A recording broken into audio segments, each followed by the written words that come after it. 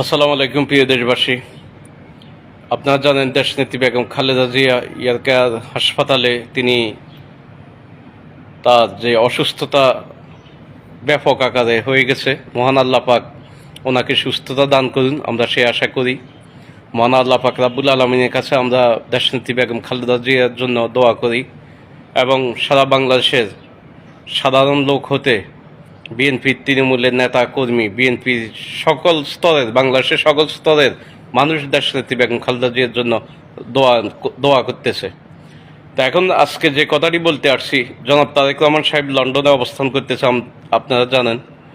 তো এর মধ্যে এই সৈয়দ ফ্যাসিস হাসিনা যাওয়ার পর থেকে জনাব তারেক রহমান সাহেবের সকল ধরনের মামলা থেকে তিনি অব্যাহতি পেয়েছেন, তিনি মামলা থেকে জামিনে আছেন যতটুকু আমরা দেখছি বা জানছি। তো জনাব তারেক রহমান সাহেব কেন দেশে আসছেন না?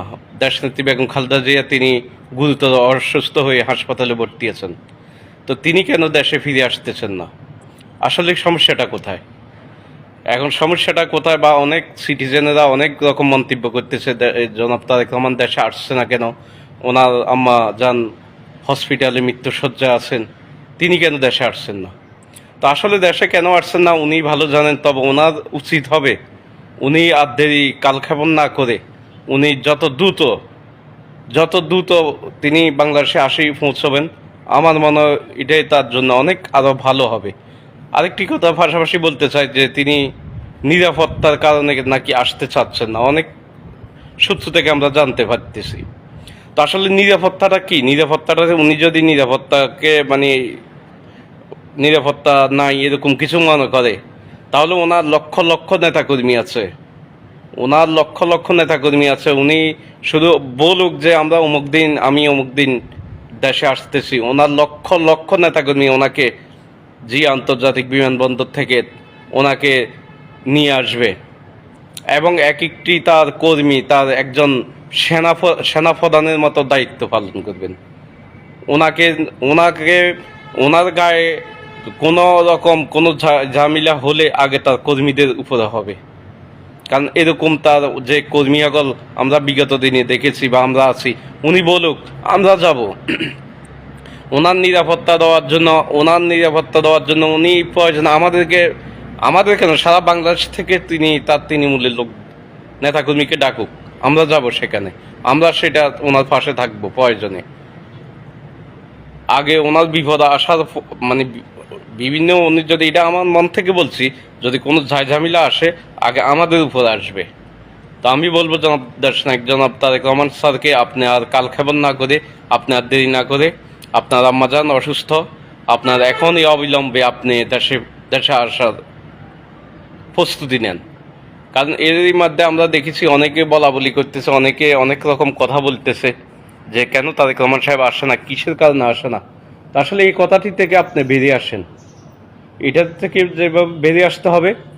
এবং আপনার আম্মাজান আজকে কয়েকদিন গুরুতরভাবে তিনি অসুস্থ হয়ে আছেন, হায়াত মৃত্যু আল্লাহর হাতে, সেটা সকলে আমরা জানি।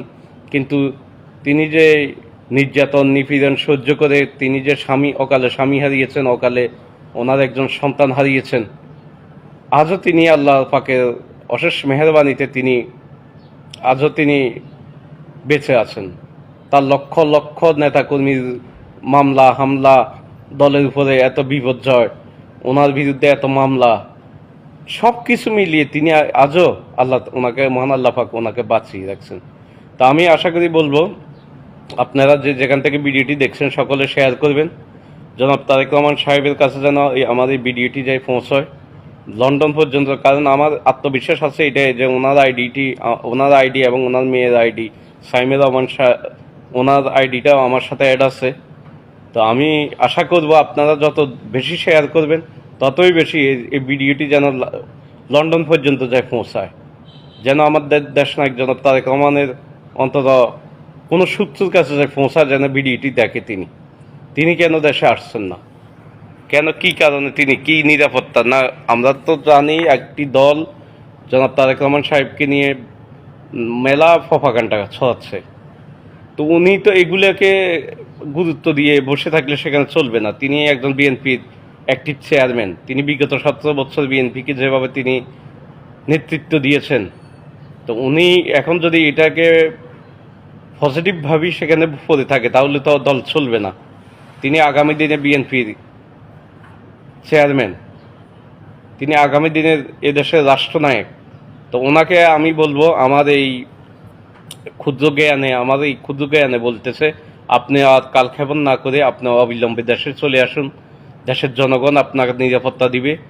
17 কোটি মানুষ আছে বাংলাদেশে, তার মধ্যে বিএনপির ম্যাক্সিমাম আমরা ধরি বিএনপির 10 কোটি লোক হলেও বিএনপির আছে।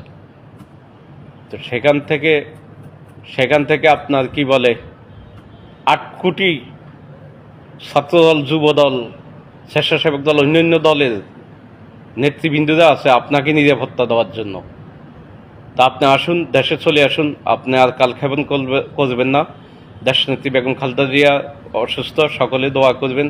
প্রিয় দেশবাসী সবাই দোয়া করবেন যার জায়গা থেকে, যেন আমাদের নেত্রীকে মহান আল্লাহ পাক সুস্থতা দান করেন এবং ওনার যতদিন হায়াত আছে আল্লাহ পাক ওনাকে সুস্থ অবস্থায় যেন রাখে। আর জনাব তারেক রহমান স্যারকে আমি আবারও আহ্বান জানাবো, আপনি লন্ডনে আর পড়ে থাকবেন না। আপনি যত দ্রুত পারেন আপনি দেশে চলে আসুন। আপনি দেশে চলে আসুন, আপনি দেশের মাটিতে পাও রাখুন, দেখবেন দেশের জনগণ আপনাকে কীভাবে বরণ করে নেয়। তাই আর বলবো, আমি আবারও আহ্বান জানাচ্ছি আপনাকে, আপনি আর কালক্ষেপণ না করে আপনি যত দ্রুত পারেন আপনি দেশে চলে আসেন। আপনার আম্মাজান আজকে 17-18 বছর ছেলে সন্তান ছাড়া তিনি এদেশে পড়ে আছেন আপনাকে ছাড়া। তা আমি মনে করি আপনার দায়িত্ব হবে, আপনি আর দেরি না করে, আপনি কালক্ষেপণ না করে আপনি যত দ্রুত এদেশে পৌঁছতে পারেন ততই আমার মনে হয়। আমরা যতটুকু দেখছি যে মা বাপের যদি অসুস্থতা বোধ করে, তার ছেলে সন্তান যদি পাশে থাকে, সে অনেকখানি সুস্থ হয়ে যায়। তা আমি আশা করবো জনাব তারেক রহমান স্যারকে আমি বারবার অনুরোধ জানাচ্ছি, আপনি আর লন্ডনে পড়ে থাকবেন না। কি কারণে আপনাকে কে আটকায় রাখতেছে সেখানে? কেন আপনি দেশে আসছেন না? আপনার সাথে আপনার দলের তৃণমূল থেকে আপনার হাই লেভেলের নেতা কর্মীরা পর্যন্ত আপনার সাথে আছে। হাই লেভেলের নেতাদেরকে যদি আপনি অবিশ্বাস করেন, আপনার তৃণমূলের কর্মীরা আছে, বিগত 17 বছর আপনার যেভাবে দলকে তারা বুকে ধরে জুলুম, নিপীড়ন, গুম, খুন, হত্যা, মামলা এগুলোকে মোকাবেলা করে তারা যেভাবে দলের প্রতিটি আন্দোলন